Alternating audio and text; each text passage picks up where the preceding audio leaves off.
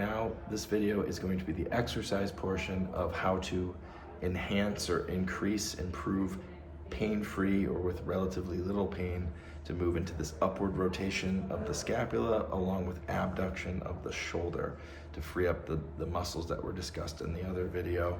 So this is more to follow along with your actual exercise portion. So here we go. So we're gonna do mobility and then we're gonna follow up with strengthening. So coordination plays a role with both, obviously. So you gotta be able to coordinate and target those agonist muscles that are key in directing the movement, and then you got to make sure that the antagonist muscles are giving enough so that it's not jamming things up and pinching and causing that pain. So here we go. I'm gonna go over the table or countertop here first. So depending on your height, you know, it may be more comfortable and advantageous to use a lower table or counter if you are shorter, or a bar height countertop if you're a little taller. And these will be progressible to the wall as well, or laying flat depending. So I'm gonna lean over here, and this is our one we've done in other videos, is I'm taking in this case, my right hand, my target's gonna be my left because you can see that better, and I'm gonna be kind of anchoring that there. Maybe I can put my head down here and just focus on the motion. So I'm pulling my shoulder blade back and down to kind of tuck it into that good position, like I'm pulling it towards my right side opposite pocket. So back here, and I lift my chest, anchor the ribs, all that good stuff, tuck the chin, stretch tall. So just lengthening a more neutral spine, which means thoracic extension, not lumbar extension. We don't be like arching the back here. We're gonna keep a nice neutral spine, shoulder blade back down in, and then work on that rotation once all that's accomplished. So the easiest form of this is to do this with the arm resting, supporting, sliding on the table. I'm going into a circumferential motion, or if I was upright, it would be kind of like this big circular motion. Imagine my elbow here going up and over as I go out to the side like I'm flapping the wing there. So that's movement number one. And so that's more mobility and coordinating that motion.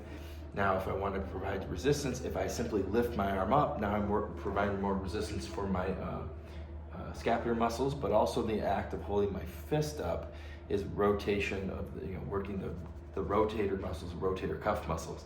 So the external rotators are going to work here, and then the scapular retractors and depressors to pull down the lower trap, and that's going to work all that. Now, the actual upward down rotation, that's going to be, to challenge that, what I'm going to want to do is take a band. So I can either use maybe my elbow here and hold it that way. I can resist that way, or if that's too awkward. This is a little tricky, but I can wrap this basically around my thigh. And I'm gonna basically loop it through itself on the back side. Just make sure it's not too tight, like too much of a tourniquet there. And I'm gonna have that on my hand. So I can still slide my hand here, and get here, okay? And then I can lift if I want to get those muscles more involved, as long as it's not too painful or pinching here and you can control it, that's fine. Again, I can rest my head, keep my neck and back straight, work there, okay?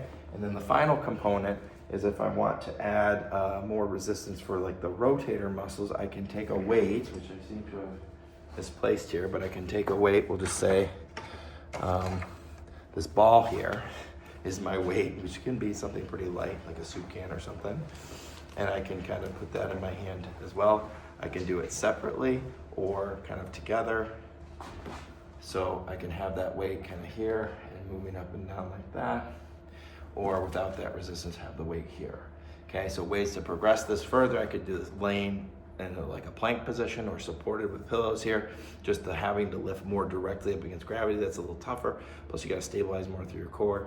And then finally, doing all this in a full upright, where now I have to lift that weight against gravity, and I don't really need a band here. What the band could be is actually in front of me. I could have the band pulling the band back to work the muscles back there. So it gets a little tricky, but you should be able to, with a little practice, kind of iron out all those kinks, kind of understand where you're at and be able to better facilitate depending on where you're at in that process. But just understand that all those things, not just some of those things, have to be in place to have the strength as well as the mobility and coordination to do all that pain-free and with good efficacy, so that you're not overstressing, overstraining the wrong areas, and that you are adequately strong and controlled in the correct areas, and getting the necessary feedback for all of it. And hopefully that's helpful for you.